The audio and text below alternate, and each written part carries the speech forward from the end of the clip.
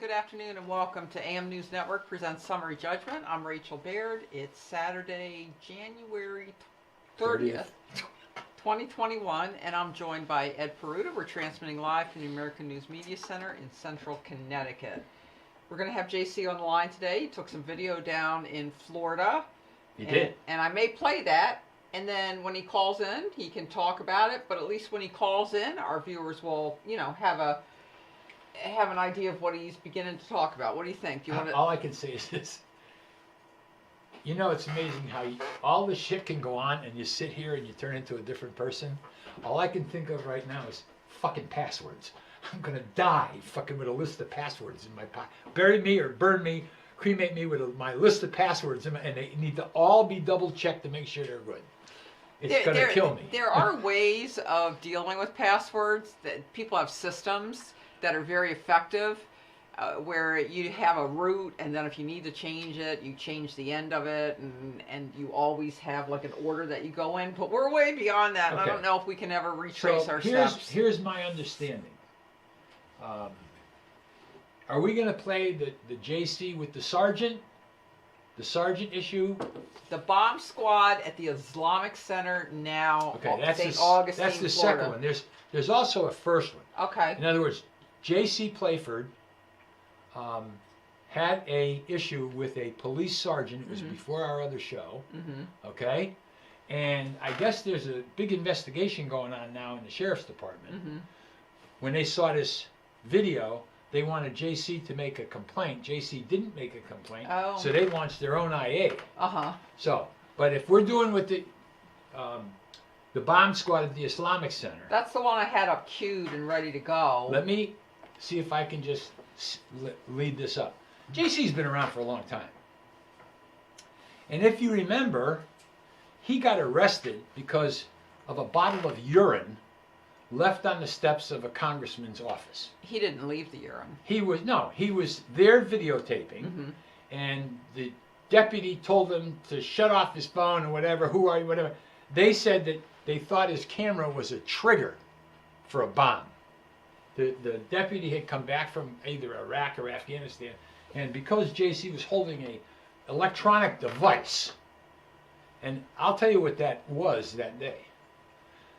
That deputy was suffering from post-traumatic stress and was having flashbacks. I mean, if every time you see somebody using a camera, you think they're the enemy, so it's my understanding that JC responded to this scene. There was a gentleman. They detained him, they searched him, they did whatever, and then they went and they looked at what it was, and they explained to JC, they thought his camera, again, they told him, shut your camera off. And somewhere in the tape, I think JC's going to say, wait a minute, are you telling all the cars driving by to shut their shit off? So, JC. Well, even in the other example that you were talking about, that happened in California, right? It did. In front of it was part of a lawsuit. Was it the senator's office or the congressman? I think a congressman. Issa? Yeah, Issa. Something. Yep. No, yep. Well, I don't think it was Issa. Issa. Yeah, yeah. But in that case, there were a lot of other people standing around, just like JC, with much cameras. closer than he was on their cell phones. But they picked out JC out of the crowd. Which, if you've never met JC, I guess that's... I mean, you got to admit, JC's He does stand out. He's first of all, he's very tall. Yes. You notice him in a crowd. He's not dressed in a Botany 500 suit. Not many people these days are. He doesn't get dressed by, what's the name of that place in Philadelphia? The Brooks Brothers. Mm-hmm. You know. They're going out of business. Nobody dresses like that. I know. Okay, so let me Okay, we're going let's to try play it. this. Let's play it. Let's play it.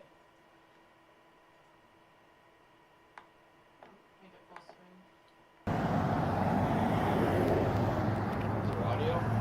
God. We're outside of church, folks.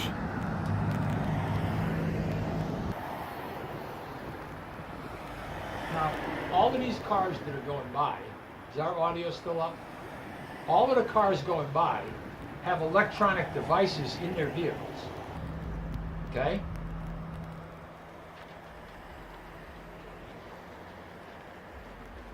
Now, evidently, they've got someone detained. He's in the sheriff's car. Maybe he's out of the sheriff's car. This is St. Augustine, Florida.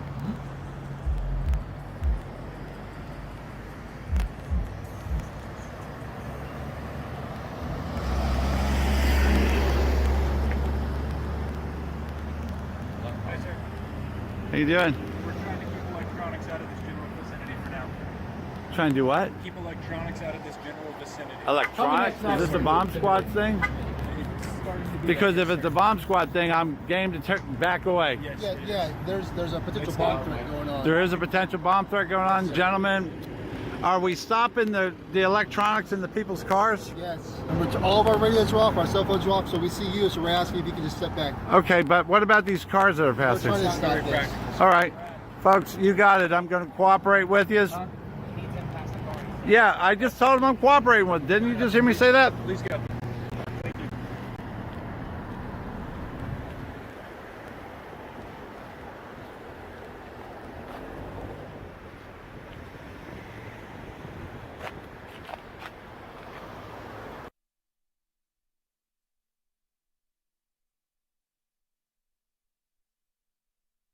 We'll call in and talk a little bit about that incident, but I know we talked a little bit about it with you earlier. You did? Yep.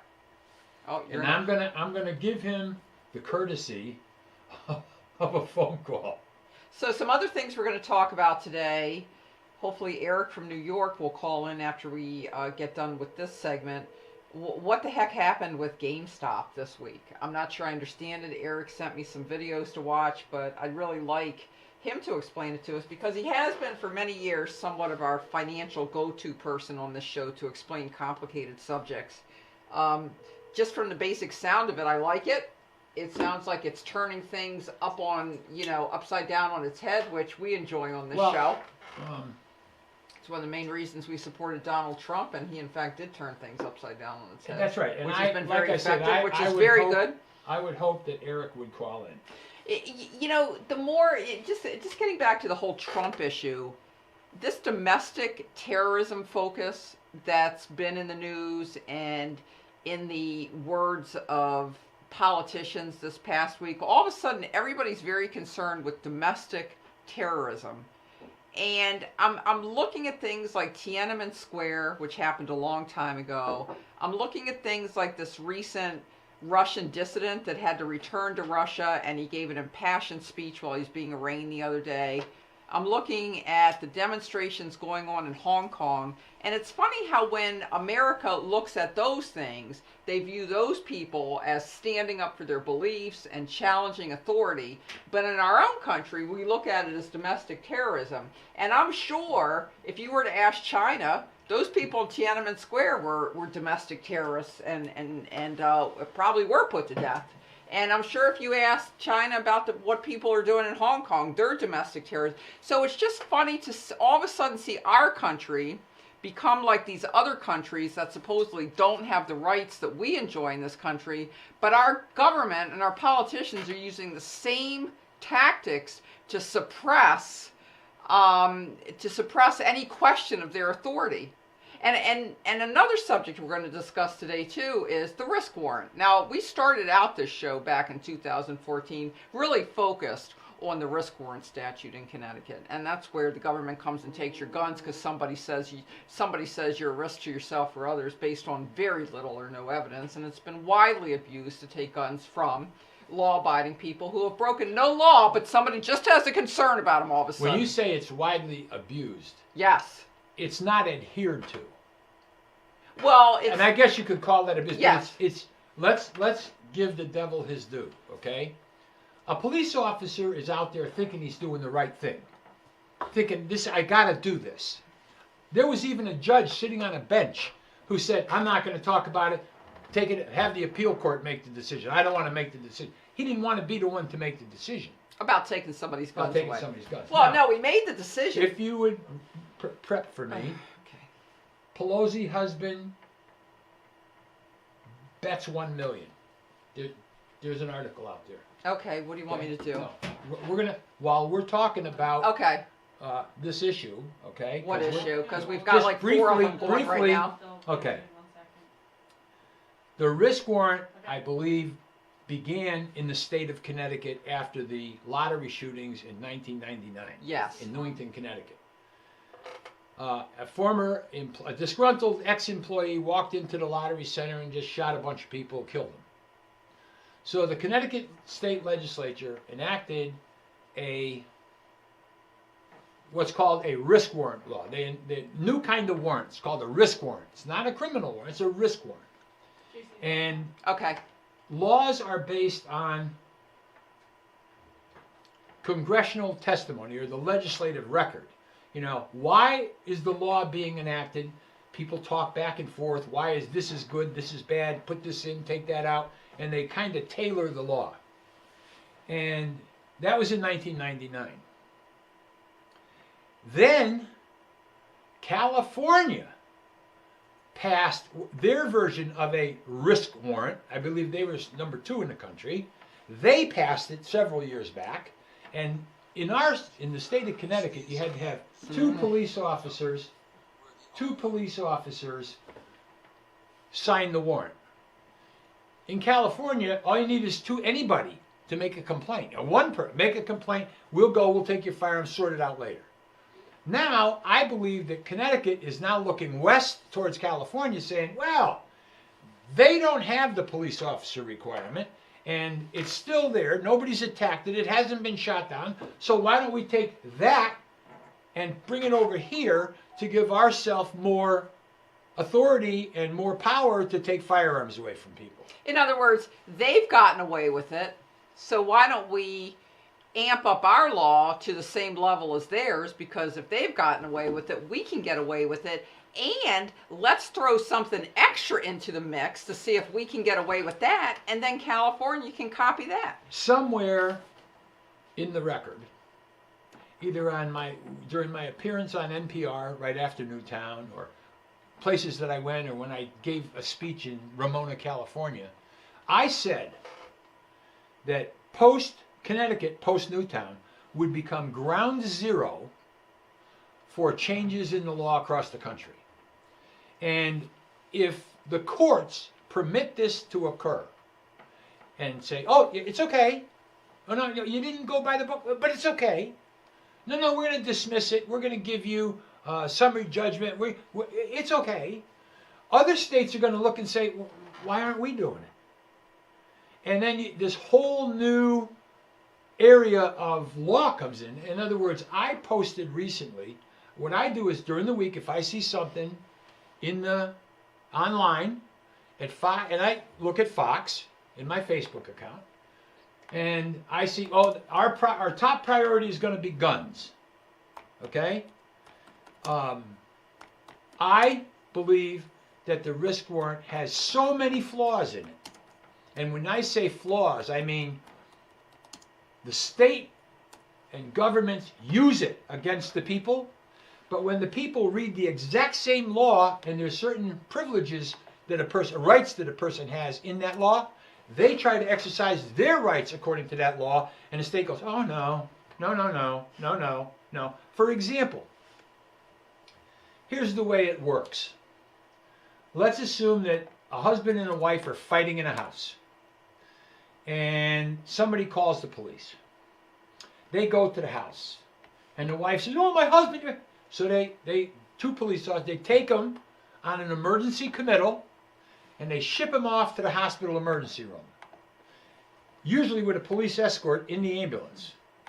And they get to the hospital, and the person is taken in, examined by a physician, possibly a psychiatrist, social worker, whatever. Person trained. Right. person trained in person's emotions. And they check him out, and the hospital and the doctors let him leave and say, you don't really need to be here. When the officer goes back to the police station with the person's firearms that they took without a warrant, they type their report and they type up their risk warrant, the application for the warrant, and they say to the judge, "Oh, Your Honor, we had to seize firearms from Mr. Jones, and they're in our firearms locker, and we're now submitting them. He was doing this, and he got shipped to the hospital, and by ambulance in a straitjacket. So we would like permission to seize the firearms from our police locker, and he needs to have a hearing within 14 days. And our appellate court in Connecticut said in 2010 that was just fine. When For them to take without the warrant. Right. Get the warrant second. But here's what they don't do. The police officer, when he's telling the judge that he was in an argument with his wife, he demonstrated this, and we took him into custody, we shipped him by an ambulance to the hospital, and they end it right there. And to mislead the judge by omission, they could have said, because it's the next day, call up the hospital, "Hello, this is Officer Jones. Is Mr. Smith still in custody in the hospital? Is he still in the emergency room? You got a phone there. Is he still in the emergency room?" And when they say, "Oh no, he was discharged 10 minutes after he was examined," put in the warrant, "We made a decision that he was emotionally unstable. We sent him to the medical facility. They examined him and said that he wasn't."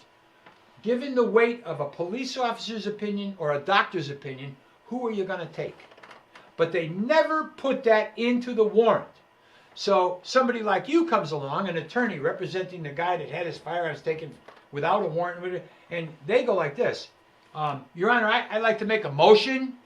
And you know what they say to you? "Motion at time of the hearing, motion at time of trial." And so you wait, I don't know, God knows how long. Well, no, this is a risk warrant, though, where you have a It doesn't hearing always happen within 14 days. Right. It doesn't always happen within 14 days. And if it goes any longer, then the state can stretch it out as long as they want. Nah, I don't find that happens too much. They don't stretch out those like they do criminal cases. They don't tell the judge everything in the beginning. No, and they the judge, do not. I don't believe a judge reads the application for the warrant. He trusts the prosecutor. Yeah, I mean, you're right. They don't put the information in there, for example, Exculpatory. that the guy got to the hospital and he sat there for 2 hours and they asked him why he was there and he said, "Well, because the police..." And then they say, "What are you even doing here? Go." When the doctor examines him and says, "What are you doing here?" Sometimes it doesn't even get that far, I swear. And they not only do they let him go, but they trust him to leave on his own.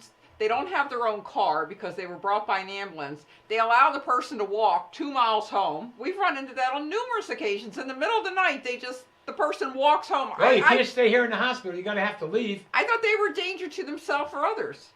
Well, I believe that the medical community is bound by the theory if they are considered to be a danger to themselves or others, they cannot be released because the doctor has the right to impose a 72-hour hold. Exactly. Saying, "Look, you want to go, but I don't think you're ready. You're staying." So when I say abused, that's what I mean by abused. Right. Okay, this person has broken no law in most cases. Right. Because if it was domestic violence, there'd be a protective order in place. And we got JC. Okay, we'll get back to I got to that. figure out how to do this now. JC? Hey, Okay, we got you. okay, about time. Sorry to keep you waiting. So we already played the video. Why don't you tell us a little bit about what happened this week? Which video? We only played the Islamic Center. Okay, the Islamic Center. You know, that's a crying shame everything went on over there. That's what it really is. I mean, the response and why they were there, to the response to me about turning off my electronics, yet they're using the same electronics I am right behind me, you know.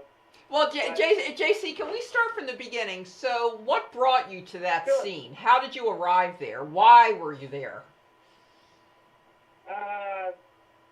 There's a lot of people realize that we pay attention what's happening in the general area, so somebody went by there and immediately called me and went, JC, listen. And I was around the corner, so I went over to take a look. All right, so you were in the area to begin with. Yeah. So it's not like you had to mean, respond. it's- You didn't have to respond 5 miles to get there. No. Okay, gotcha. And Yeah, so, I live right around the corner from that. and so, what do you think was going on? What did you observe, and then what did you learn about it? When I first rolled up on scene, as you can see, they're putting that one, they're patting one guy down, going all through his stuff, They've got cops everywhere. They've got the worshipers out in the back of the building, And when I first approached, they asked me to turn off my electronics. And I start to ask them, why mine? That type of stuff. Pointing out the fact that, hello, every car going by has electronics, that type of stuff. But they were just wanting to say what they wanted to say, so I just they actually put me in a really good spot, to be honest with you. Because where they asked me to, where me and my electronics would go was actually where we could film the car that was the issue. And why were they concerned about electronics? Because they're afraid there was a potential bomb, and we already know that that's a crock of horse shit. We've been through this before. So, if they were concerned there was a potential bomb, it seems like they would have cut off traffic before it got to that scene. They would have put a roadblock in there and cut it off. Exactly. Did you see how many cars are Hit going pause. through there? I got it. I'll Okay, hit hit pause. pause. Go ahead. JC, stop. You can't see the video that we're watching right now, can you? No. Okay. They're doing something with an individual in the shotgun rear door area of a cruiser. Correct. 2 deputies come walking around the fence towards you. Correct. Are these the 2 that told you to shut your electronics off? One of them did, yeah. Actually, there were 2 of them wrapped up in that, maybe 3 wrapped up. But these are the guys that yeah. these are the guys that came from behind the fence and started approaching you Right. on the sidewalk. Correct. Okay, now here's my question before we roll the tape forward. Who told them to come out and tell you to shut off your camera? See, they didn't do it. They didn't do it on their own, JC. I know they did. Okay, go ahead. And that's something that I want to get to the bottom of. I had a talk with one of their commander, I think he is, or director, one of the top executives today, and I asked him to watch the video from the sheriff's department, and I asked him to watch the video, and then let's talk about it, sometime in the next week or so, and he Right. agreed to do that. Well, Because I have a lot of issues when you want me to turn off my electronics. okay. How long is the sergeant video? The sergeant. You had an the sergeant incident video with- is a couple- You had an incident with a sergeant from the deputy's office, and they've started an IA, internal investigation, based on the way you were treated by this sergeant. Yes, they did. They even did some. They apologized for his actions. Even. Okay. How long is that clip? That's probably all in all 3 to 5 minutes. Okay. And I when did can you pull it up. post it? He posted to News Now, San Diego. That Okay. night. Keep going, you'll see the sergeant's face. Keep There we scrolling go. down, I guess. Yeah, he should not be wearing stripes. Right there. Okay, I got it. We're gonna play We're that. gonna show it. Can you watch it while we're playing it? I probably could. No, JC, don't try. I'll tell you what's going on. Okay. Now, should we turn the audio off on that if you're going to be talking during it? No, I can talk over the. Okay. Okay. Gotcha. Okay. JC, you're at a gas station. Correct? Are you This there? is St. Johns County doing At a another gas recovery station. on a stolen There's a vehicle. vehicle and a Kicking ass sheriff's in that car. department. 2 deputies. St. Augustine caught it. They've got the car blocked into the gas pumps. Is that how you found it, or? Now you've got 2 This is your civilian vehicle? males in t-shirts. Your vehicle? One guy doesn't want to be on camera. It's your vehicle and you spotted it and it was stolen? Okay. And you were chasing So, him? Did you call the cops while this was going on? Were you on the phone with them? Not, Hold on. yeah? How long did it take for them to find out where you guys were? Hey, how long were you following them? How long were you following them? But who are these people? What's going on? Hispanics make up more than 26% of the population in Florida. But of the Here's the sergeant with a red kerchief around his neck. Go over there, please. We're in the middle of our investigation. Okay, well, you can investigate, sir. I'm allowed to stand here. No, you can stand a little further back because I don't want to have to worry about you and him at the same time. You don't have to worry about me, You stand sir. over on the curb. But then I just want to be able to film him. So I want to You do. stand over on the curb. I'm going to ask you one more time. Sir, You're impeding my investigation. I'm not impeding your investigation. You're impeding my civil rights. No, your civil rights do not. I've worked in the media I 15 don't years, care. sir. You got to listen to me. You got to stand over there so I don't have to worry about you. Okay, great. You got a name? Rick. So I don't have to worry about you. You got. In the car. Yeah, they spotted his stolen vehicle and they gave chase. Okay. As efforts to distribute All right. information Now, and the 911, vaccine continue. We had a high-speed chase of civilians, NBC News, chasing Miami. civilians. It's not every And day St. that the little Augustine for guys 7 score minutes. at the Okay. expense of the big So, guns on go Wall back to Street. us. Joe We're and done. Kent We're- now on how they played Go the back to game the set. with Okay. Go back to us. Now, we've shown us the beginning of the clip where you see the vehicle, you see the deputies, you see the 2 people. One walks away with the white t-shirt. The guy with the gray t-shirt walks towards the cruiser with the other deputies. And then the sergeant gets up away from his car and you got somebody sitting in the sergeant's rear seat. Correct. When you're talking about, he's saying move, he didn't want to have to worry about you and the guy. And you say, well, just worry about him. You know, don't worry about me. I've been doing this for 15 years. Right? Yeah, Okay. pretty much. Let me explain. J.C. Playford is recognized by American News and Information Services to gather information. And sometimes when an incident like this happens, it could be one of the FBI's 10 most wanted that's in the back of that cruiser. It could be a celebrity. It could be a politician. It could be anybody in the back of that cruiser. JC's there, so he records the video. If after it's over, a TV station is interested, we sell it to a TV station as stringer video. If nobody wants it, JC puts it up on YouTube, and some of the stuff that doesn't go up there is because nothing happened. Nobody bothered them, it wasn't a news event, and it doesn't go up on YouTube. But when a sergeant starts trying to get up your ass at a scene like this, and he's paying more attention to you than he is to what he's supposed to be doing, you got to question why. So, News Now San Diego, or News Now Houston, we also put it up there. No, JC just put it up on News Now San Diego.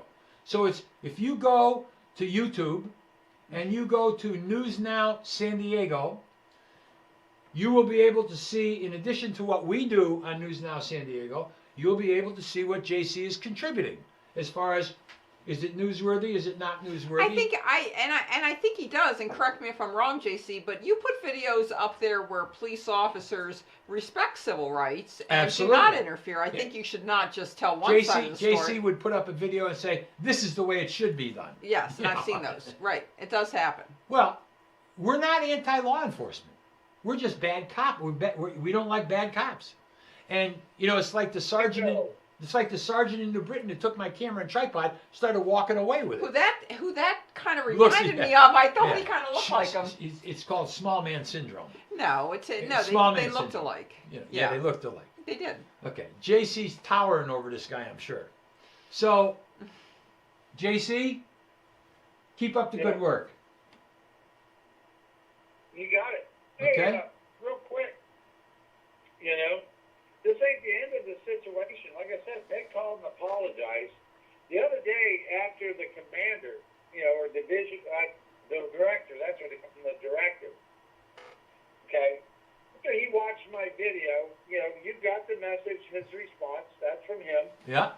You know, he apologized. He you know, he called me personally to apologize. He didn't send it in a text. He called me to apologize. And that night, when that sergeant came into work, they had him come meet with the director, and then from the director, he had to go over and speak with the captain from Internal Affairs. I think that police departments may be more aware of how the public looks at this kind of behavior now. And that may be why you got that attention. So good job. Well, the public. Go ahead, JC. There's two different law enforcement entities there. St. Johns County, which is the sergeant, is the one that made the stop. They're the sheriffs.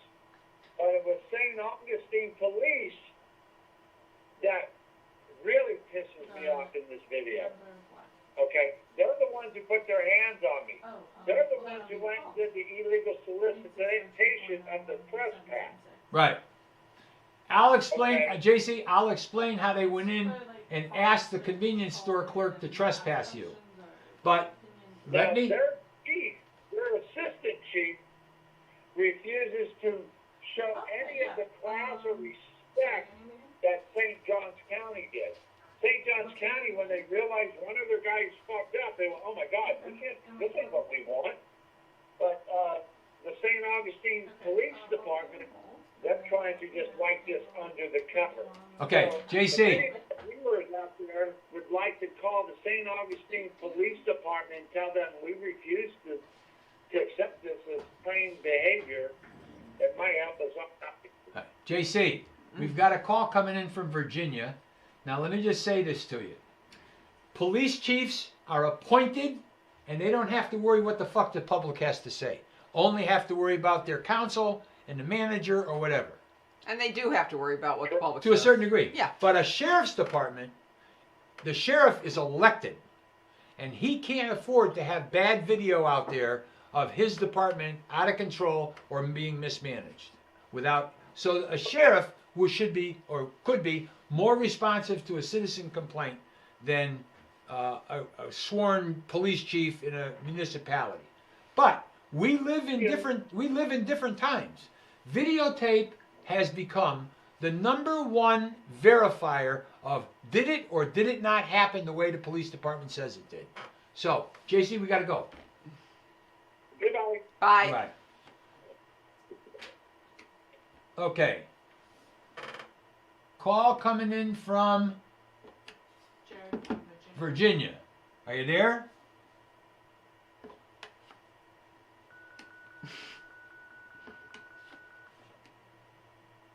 Okay. Did I lose it? Yeah.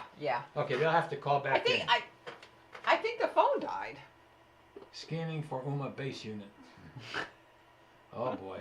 So while our technical team Difficulties. is trying to put that together, Well, let's go back to the rest Let me just wrap up JC for a Yeah. minute. Oh yeah, definitely. So JC is in a gas station parking lot, the gas pump area of a convenience store. He's just there already. He's there. Did he respond? he's sitting there saying- Answer my question. Was he already there? Just I happened don't to know, be and there? I don't care. Okay. He got there, and he says to law enforcement, "I'm just in. You don't have the right." They went inside the convenience store, went up to the clerk on duty, and said, "We want you to trespass that man out there and tell him he's got to leave." They solicited a complaint about JC when the person inside don't give three shits about nothing. Well, the person inside does care to a certain extent because that's a person working in a convenience store at night where if something happens, you definitely want the police to respond right away, right? Exactly. So you do not want to get on the bad side of police officer if you work in a convenience store at night, right? So they do care. You know? They're going to do whatever they're told to do when a That's cop right. walks in the door. That's right. That's right. So did that happen? So did they tell JC to leave? Yeah. We got a complaint.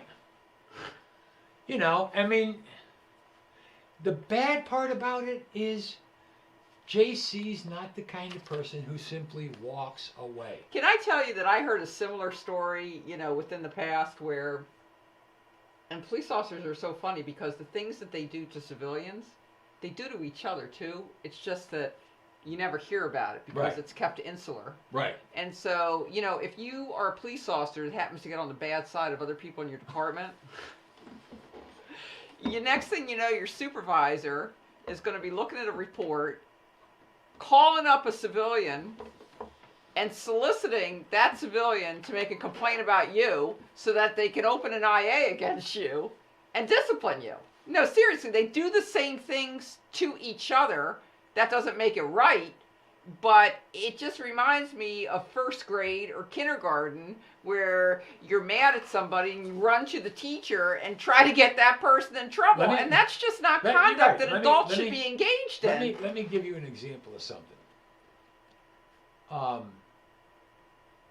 A couple of weeks ago on the show, I began to read a 7-page letter. Now, what happened to that letter? No, I'm going to look for it. It's there. We scanned it. But it's a 7-page letter that I received from someone. I don't know who. And I did a little bit of initial reading of it. And it was a letter that was sent to the politicians in Wethersfield, Connecticut. And there were some allegations in the letter regarding certain police officer conduct in the Wethersfield Police Department. And I was in the police department getting some videotapes when a Sergeant Gonzalez and a Lieutenant Connolly came into the lobby to talk to me. And as they were talking to me, the topic of the chief had been put out on administrative leave came up.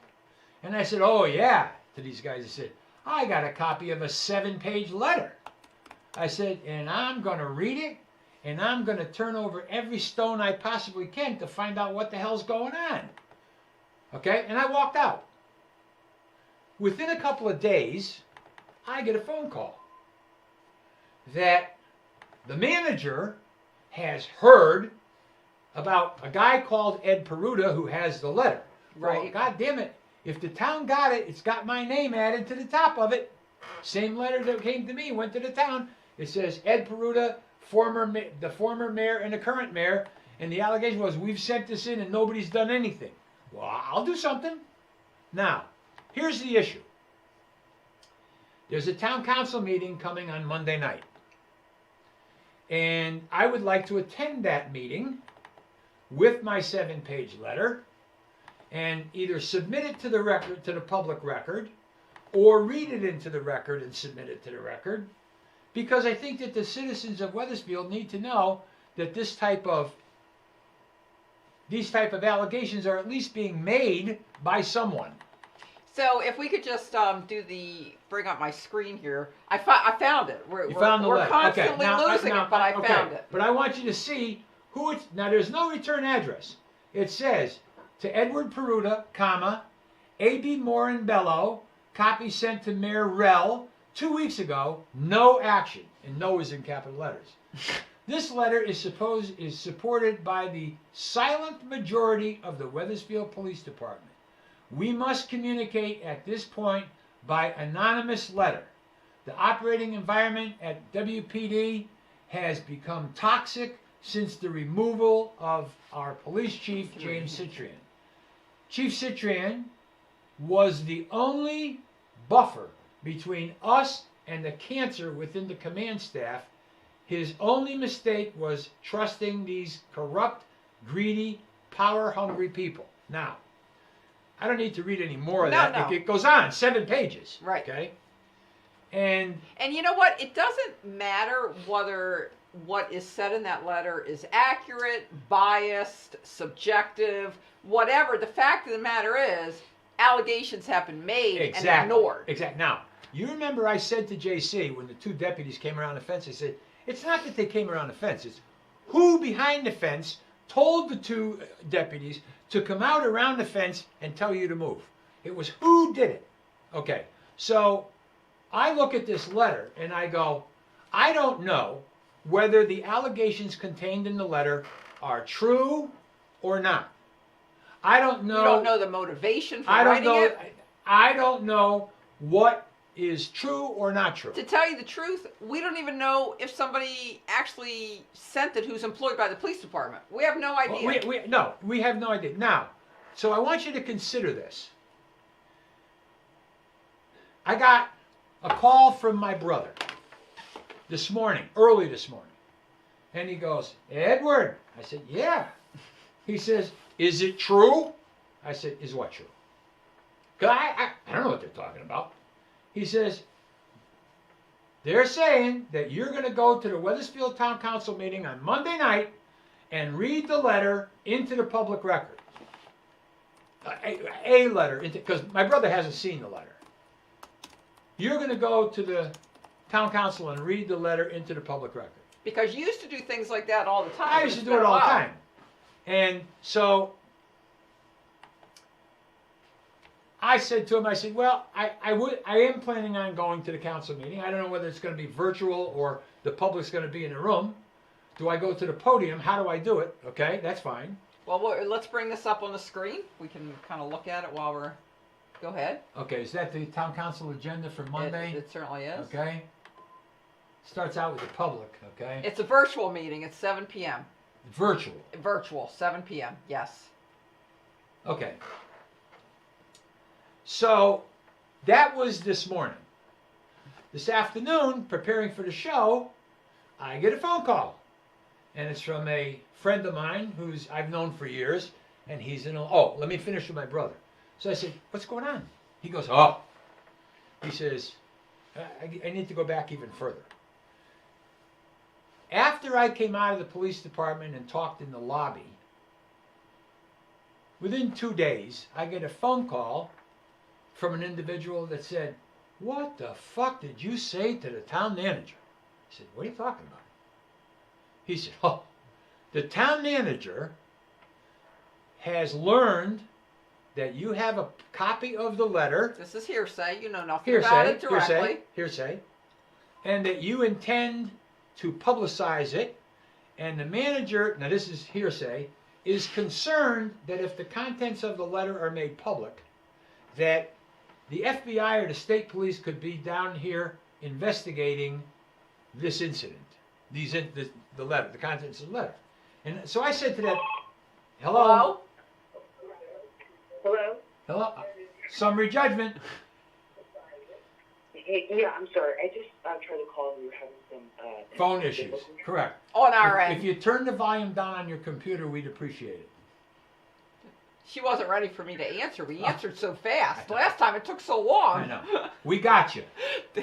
Go ahead. We were right on it. Okay, so I have a question, right? So I'm a practicing defense attorney myself in the state of Virginia. Yeah. But I had a question on police management, more like supervisors, right? Because I actually did an audit with a whole bunch of protesters the other day. Yeah. Now, the police lieutenant, well, he was creeping up and he patted him down and asked and said that you were, detained. I'm like, what other merits do you have to detain someone? Because there's no, the hypocrisy of it is just crazy. So what would be your reaction to if you were detained by an officer, patted down, and your phone and your wallet being taken out of your pocket? Well, my first question is, do they wear body cams where you are?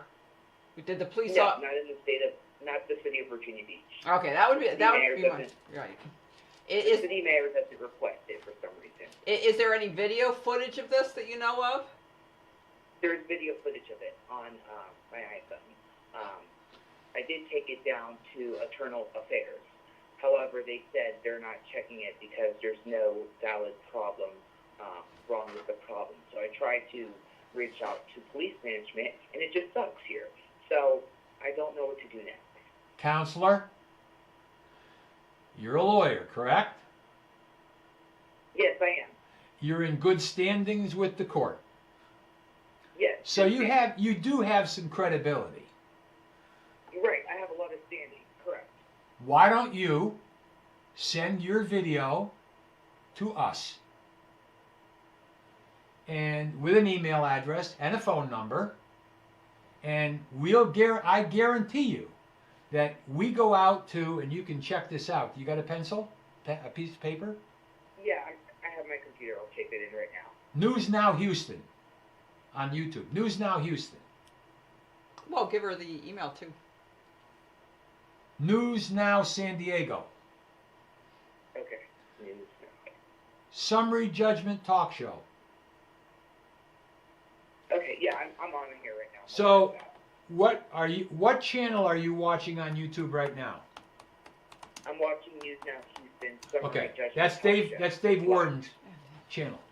You give it to us, and I guarantee you that when we do it, we transmit it to our people and to his. Go ahead. Well, but I'm an attorney as well, and one of my main focus is always to ask the person who's asking the question what their goal is, and is your goal to communicate this to the police department that this wasn't my right? goal, right, of course, my goal is try to get this with internal affairs and investigation.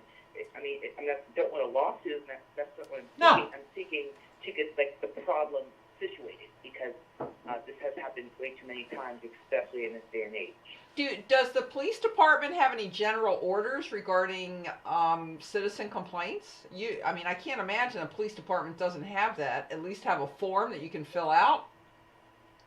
Yes, I filled out several complaints. However, online, it's closed right now due to the public. Right. However, I've never got contacted back. So they didn't open up an investigation and look into it or anything like that? I'm sorry? So they didn't open up an investigation or look into it at all? So there was a sergeant, and I talked to the sergeant on the phone for about a half an hour on it. Okay. He said he would reach back to me on it. And I said, if you don't, then I'll take it with the assistant chief in the city. I said, I'm a taxpayer, and that's not going to happen. So I just don't know what my next role is on this. Okay. Can I have a couple of minutes of your time? Of course. Okay. What is your first name? Well, let's not. Okay. Let's not do that. Virginia. I'll call you. You're Virginia. Did Okay. this incident make the news at all? Is there a date and a place? The protesting. The protest. What kind of protest was it? There was a protest, yeah. There was like a 50-group protest. It never made any media news or anything. Okay. Now, let me just follow along. Just give me my head for a minute here. I consider myself, you're a lawyer, a defense attorney. Rachel does the same thing.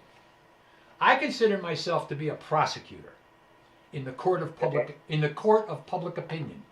Not in the court of Virginia or Connecticut. In the court of public opinion, we believe that we are prosecutors and we expose what's going on. I will tell you that if you get the right response from your video on YouTube, the phones will ring off the hook in Virginia Beach, the political side, the law enforcement side. You can have the phones ringing off the hook.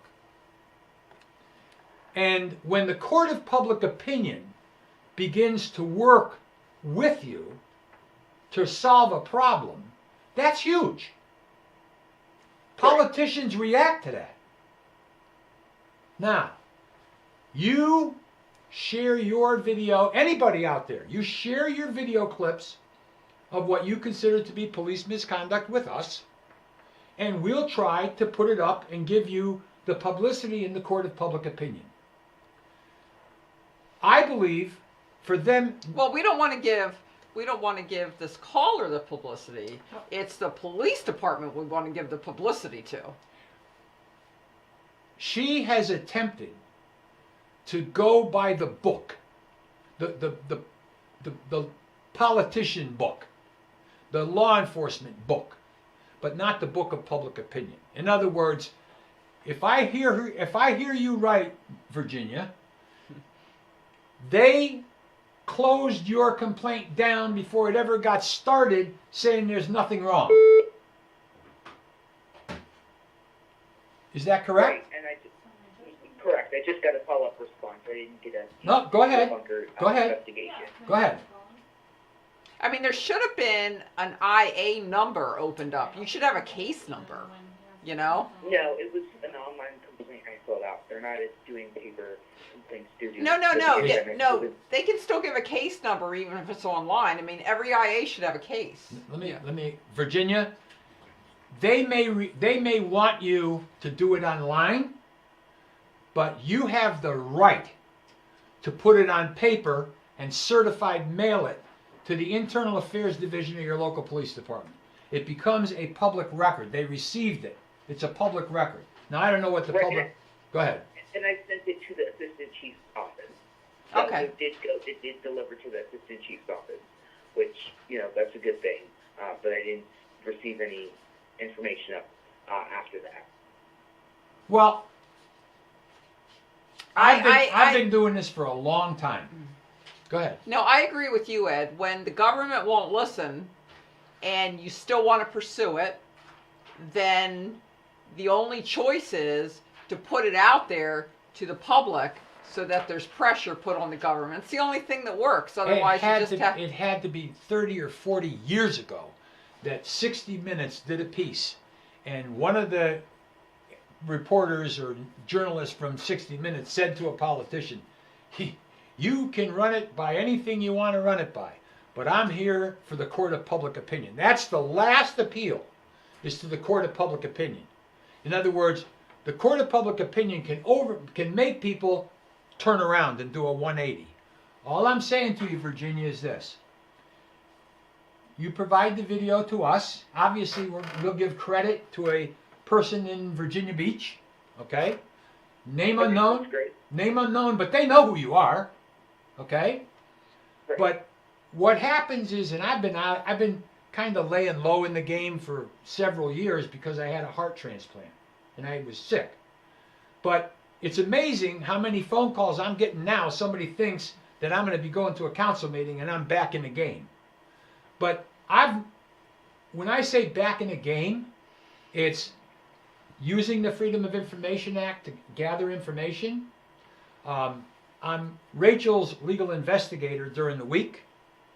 And we learn things as we go down the path of life. For example, every time she's a defense attorney, she wants the Brady list, any Brady information on the officers involved. Because all I'm saying to you, Virginia, is would you be willing to share the video with us?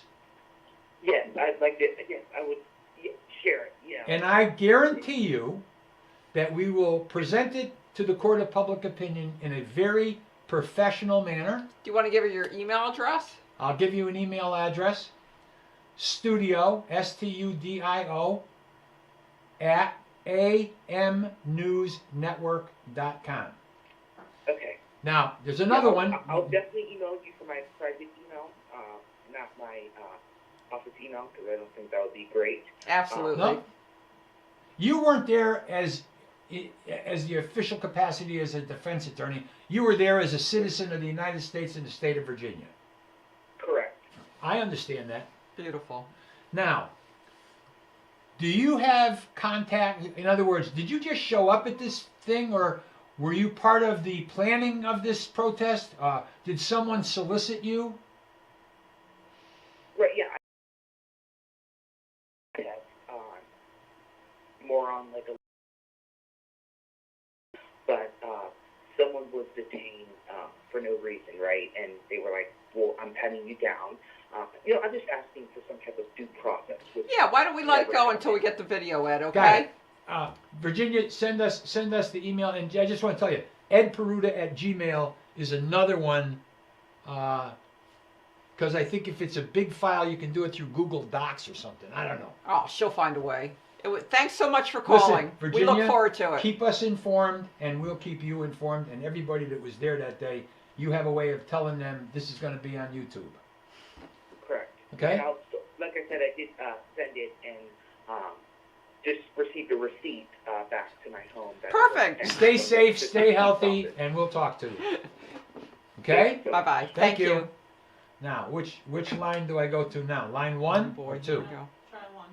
Huh? Try one. Well, okay. One's gone. Greg? Greg. Hello. All right. Hey, Greg, how you doing? Hey, how you doing? Good. I gotta tell. And you're from Newington. Yeah. Okay. This is Greg. Can I say your last name? No, I just want to be anonymous, actually. Okay. Ed knows. I know exactly who you are. I know your family for years. Yep. Go ahead and shoot. Hey, I just want to say a couple of things. First of all, it's been, I actually met Ed for the first time 30 years ago this year. Oh boy. It was a tiny little TV station in Rocky Hill.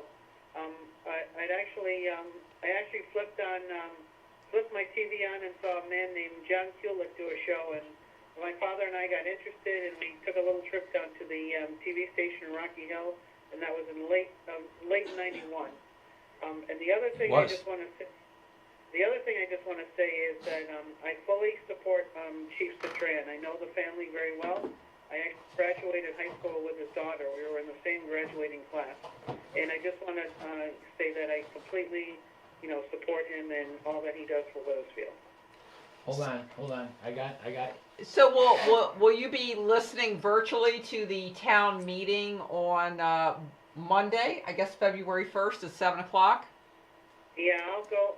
If it's being streamed over the internet, I'll definitely watch it. I'm going to put the information up there right now for people who do want to watch it. It'll be on the screen right now, so you could always go back and look at this section of the show to get more information, or go to the Wethersfield website as well. Absolutely. And I'll let you guys go, but have a great rest of your show. I only know you have a couple minutes left, but Okay, but Greg, I want to say this to you. Yeah. You're right. I've known your family and you. Like you're right. Well, don't go into more details. It was 91, but I've known his father all of my life. Right. You know, and the uncles and the aunts and everybody else involved. Yeah. Did you know that Jim Hughes was my father? No, I never knew that. Well, I did a DNA test, and Jim Hughes from Hughes Brothers, the oldest brother, is my biological father. Wow, I never knew that. And my father worked with them for years. So. They all did. So, Yeah. okay, we have to wrap up. Get a hold of us. Keep watching. Now, your phone tells you when we're on, right? Yeah, so Okay. I know when to stream and everything. I know when to start up my computer and watch you guys. So. Thanks, Greg. Thank you. Nice Okay. meeting you by All right. phone. Bye-bye. Bye. So how old were you when you found out Jim Hughes was your father? 67. Your biological 60 father. I remember 60 that. Well, you got to understand something. We got a minute, maybe? Okay. All my younger life... Yeah, we don't want to stream into the next program. All my younger life, my mother would have conversations, meet with Jim, go down to the gas station, and I'd be with her. I was the youngest one for 10 years in the family.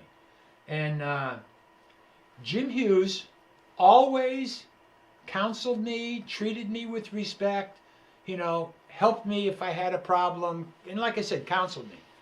And when he passed, I was going up to St. Francis Hospital every day. We knew he was dying.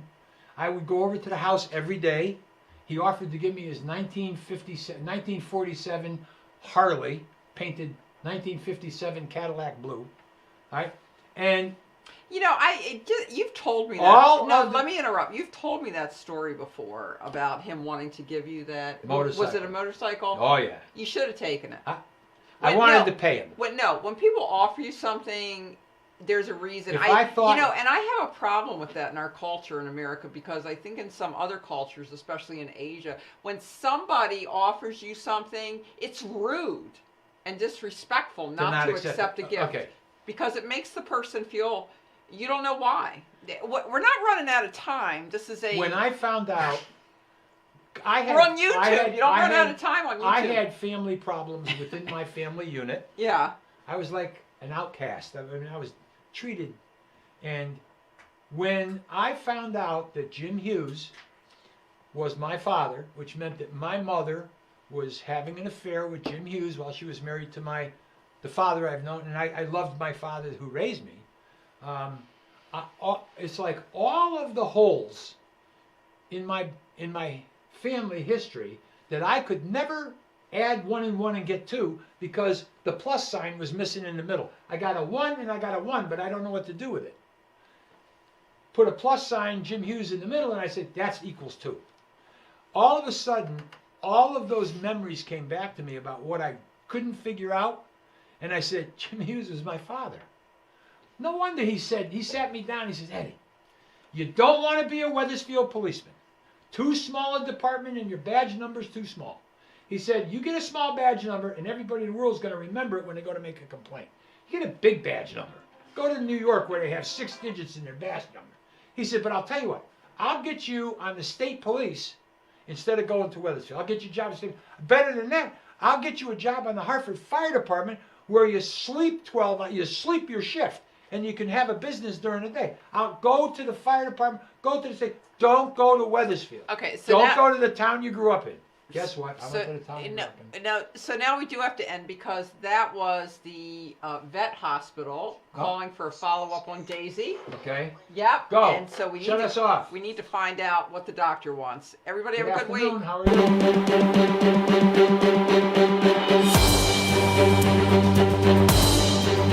are you?